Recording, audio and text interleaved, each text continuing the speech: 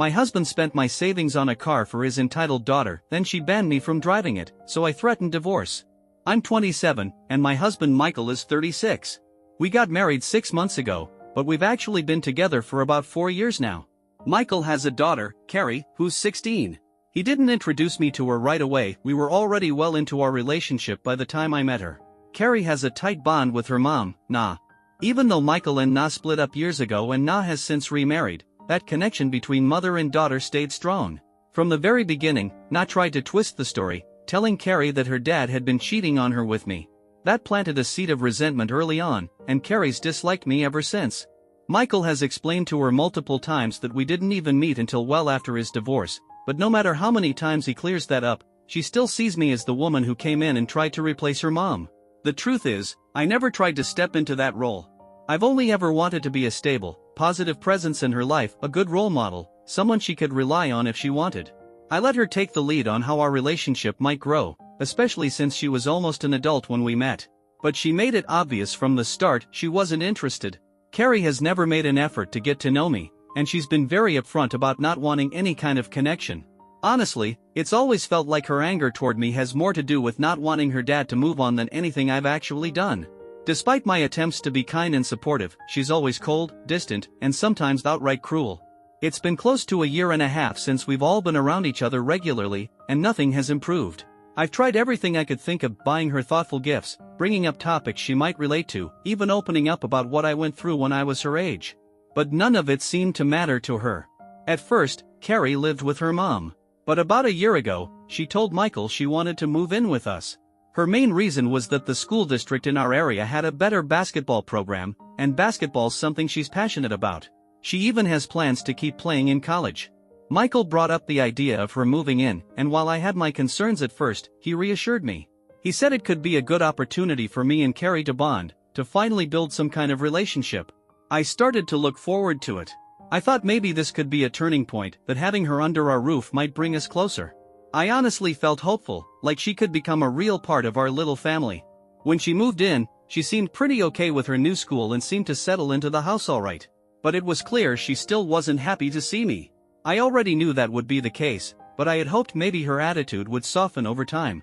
Unfortunately, that never happened. Instead, Carrie kept making snide comments about just about everything I did.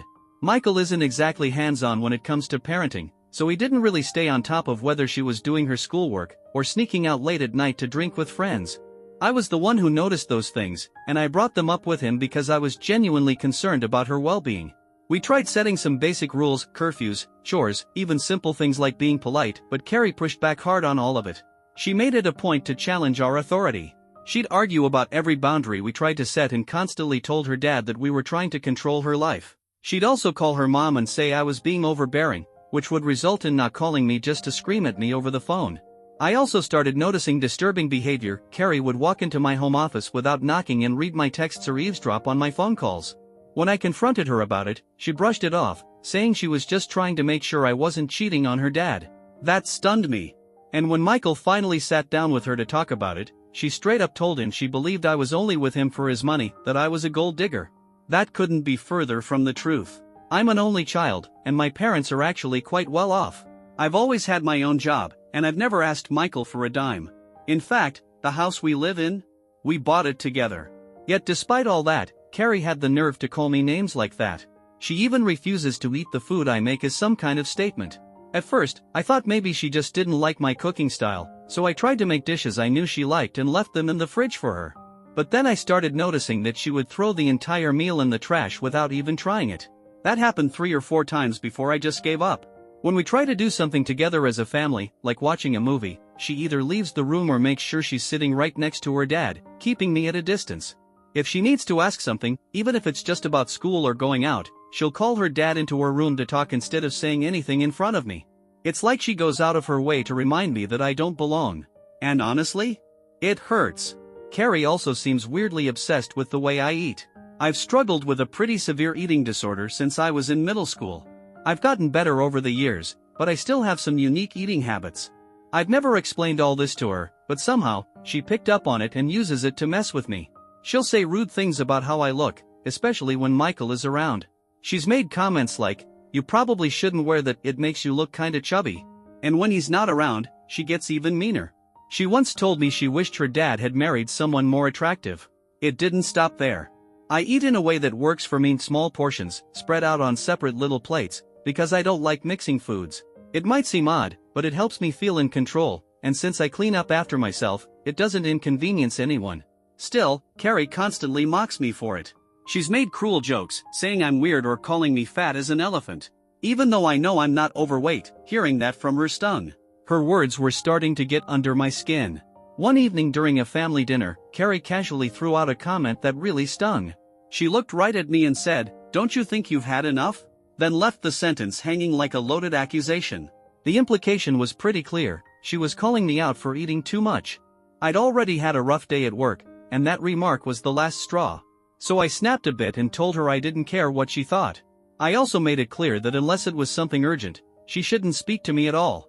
I told her flat out that I wasn't going to tolerate being treated with disrespect. She responded by acting all hurt, claiming she was just trying to help, and then walked away from the table like she was the victim.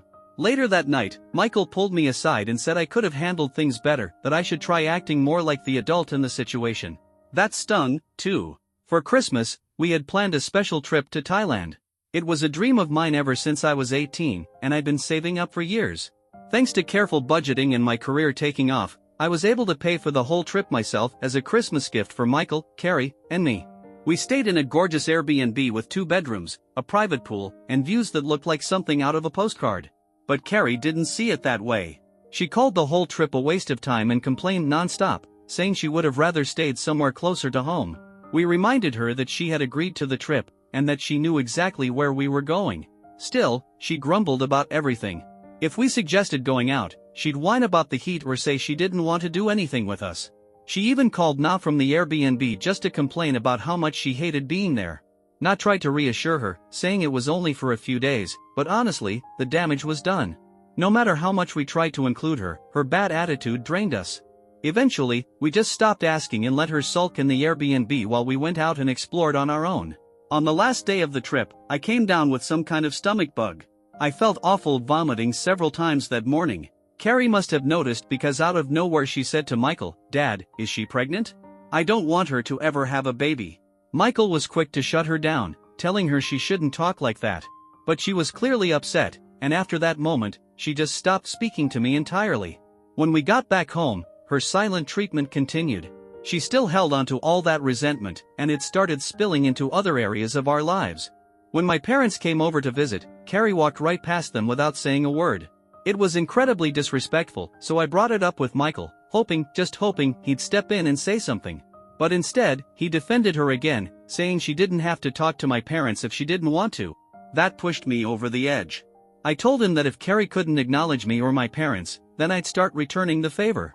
When he asked what I meant, I reminded him that I was the one paying for her education and her private basketball training sessions. I told him I was done, I wouldn't be doing that anymore. From now on, he could take full responsibility. I said he could handle her laundry, wash her dishes, and cook her meals, too. That seemed to get his attention.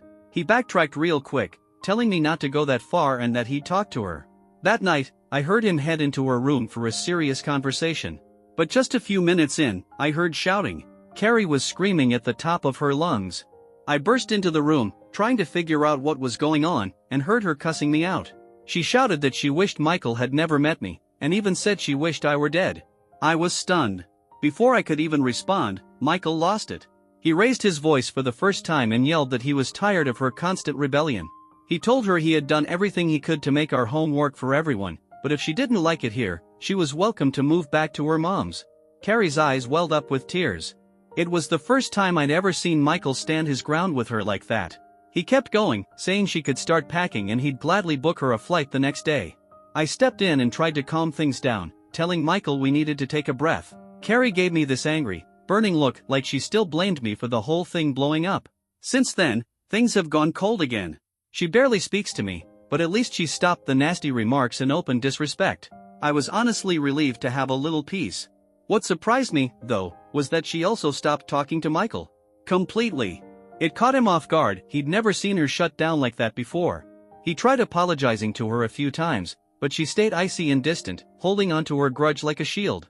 Nah, of course, jumped in and scolded Michael for raising his voice to Carrie. She told him he needed to choose between being a good father or a loyal husband, like it had to be one or the other. Days turned into weeks, and the tension in our home didn't let up. Carrie's refusal to speak to either of us created this awkward, heavy silence. Wanting to fix things, Michael eventually called for a family meeting. He said we should all sit down and talk honestly, try to make things better. He apologized again, and I spoke from the heart, too. I told Carrie I truly wanted to understand how she was feeling and that I was willing to make our living situation more comfortable for everyone. We waited for her to say something, and when she finally did, I couldn't believe what came out of her mouth. She cleared her throat and said, "If you're really sorry, you'll prove it." Michael looked confused and asked what she meant. And Carrie said she wanted a car. That getting her a car would be proof that her dad was really sorry. I just stared at her, completely stunned. We had been saving for her college for years, Michael and I had both been contributing, and now she wanted us to drop all of that and buy her a car instead? We tried explaining that it wasn't possible at the moment, that we were saving up for something important. But she didn't care. As a compromise, we offered to revisit the idea on her 18th birthday, when finances might be better and she'd be closer to being on her own. But Carrie wasn't having it. She insisted that if her dad really wanted to make things right, he'd buy her the car now. Otherwise, she said, she'd keep ignoring him. That's when it hit me, this wasn't just about wanting a car. It felt like Carrie was trying to test how much power she had in our household. She was using this as leverage to see just how far Michael would bend to make her happy. And honestly, it felt less like a request and more like emotional blackmail. Our so-called family meeting ended without any real resolution. Later that evening, I sat down with Michael and told him he needed to have another talk with Carrie to help her understand that buying a car just wasn't something we could afford at the moment. That's when he asked me, half seriously, if we should cash out some of our bonds to get her one. I shut that down immediately. I told him those were part of our retirement plan, and it wouldn't be smart or fair to risk our future just to please Carrie. Then, last week, something happened that completely blindsided me. I was out of town on a business trip when Michael called. His voice was shaky, and I could tell something was off. That's when he dropped the bomb. He had used up all of our joint savings to buy a car for Carrie. I was floored, stunned, betrayed. Most of the money in that account had come from my contributions. Michael usually spent his earnings covering Carrie's day-to-day needs, so I had been the one steadily adding to that account. It was my emergency fund, money I'd been saving for years, just in case life threw something unexpected at us. And he spent it without even talking to me about it first. He tried to justify it, saying he'd been feeling guilty about everything that had happened, and he hoped that giving Carrie this gift would fix things, that maybe she'd finally let go of her anger and treat us better. For the sake of peace in the family, he said. As hurt as I was, I decided, maybe foolishly, to let it go. I told myself that maybe, just maybe, this would be the thing that turned our relationship around. Maybe Carrie and I could finally start fresh. But that hope didn't last long. When I got home, I learned rather quickly that the car wasn't for family use at all. It was Carrie's. Just hers. Yesterday, Michael had taken our regular car to work, so I asked Carrie if I could use hers to run to the grocery store.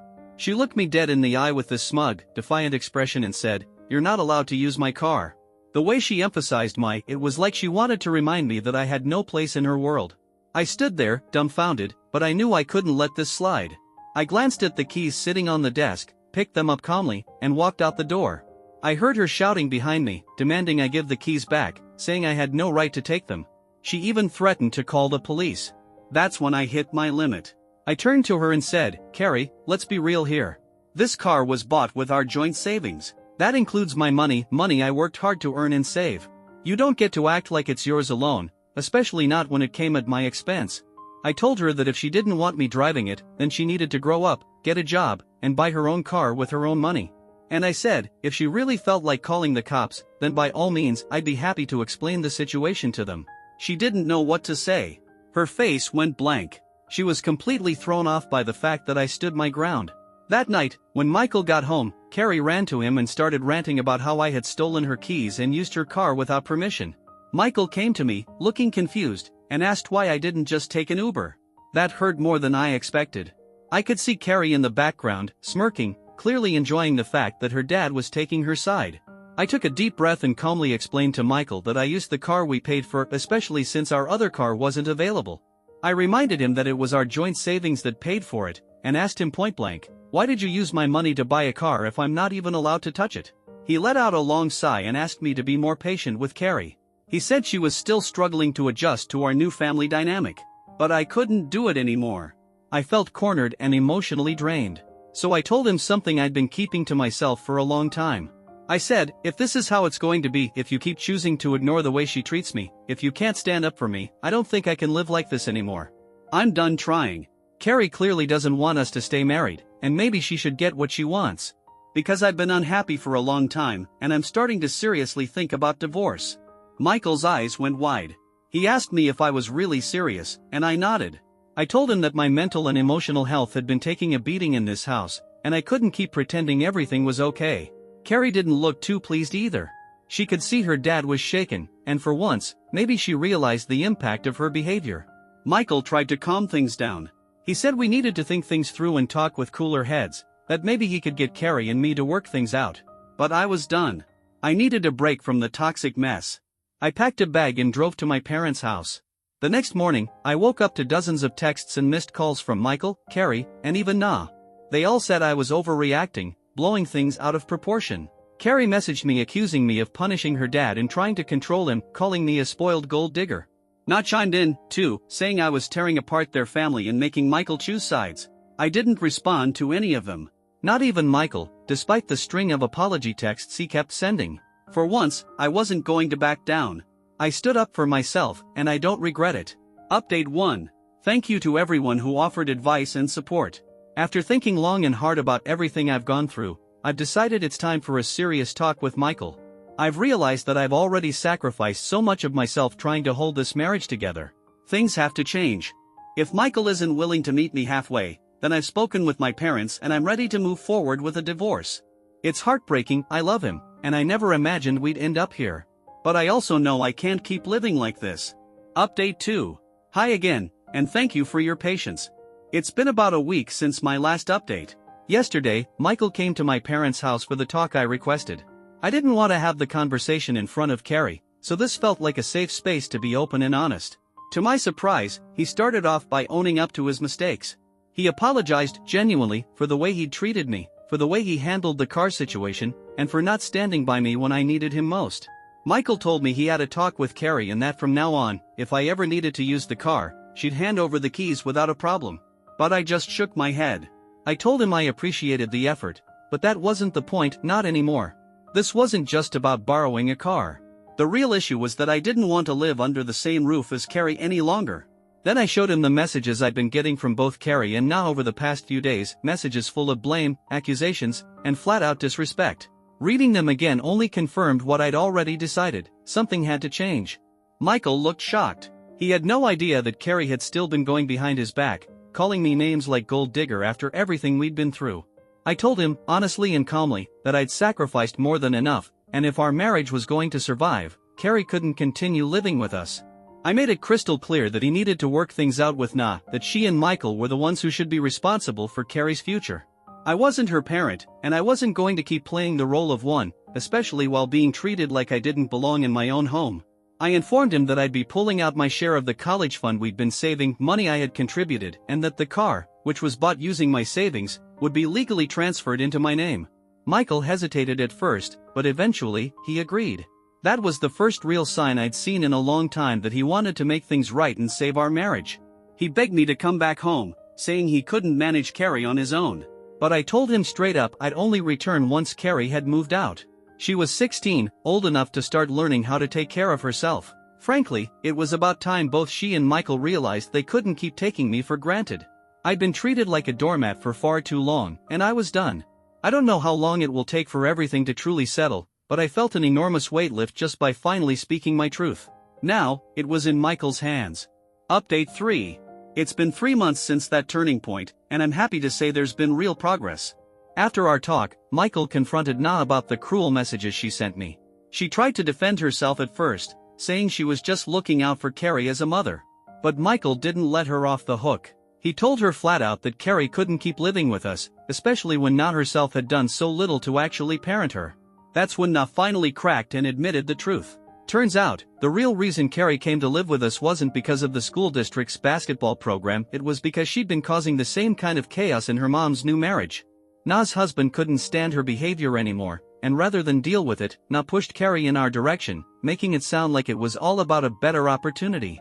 Now that we weren't willing to keep Carrie in our home either, Na had to own up to the situation. In the end, it was decided that Carrie would live with her grandparents, Na's parents, until she left for college. After that, she'd move into a dorm. Michael didn't talk to Carrie about it until everything had been finalized. Surprisingly, she agreed to the plan without much of a fight. She said she was okay with living with her grandparents, and Michael promised her that just because she wasn't staying with us anymore didn't mean he'd disappear from her life. He made a commitment to spend every Sunday with her doing whatever she wanted. And he's kept that promise. Now, every weekend they go out to lunch, or stay in and watch her favorite movies. He's also been encouraging her, gently, to start therapy, and she's actually considering it. On top of that, Michael and Na have started setting aside money to buy her a separate car, which they plan to give her as a gift when she turns 18. Once all that was in place, I finally felt ready to come back home. Since then, things between me and Michael have only gotten better. There's peace in the house again. I don't feel anxious or on edge anymore.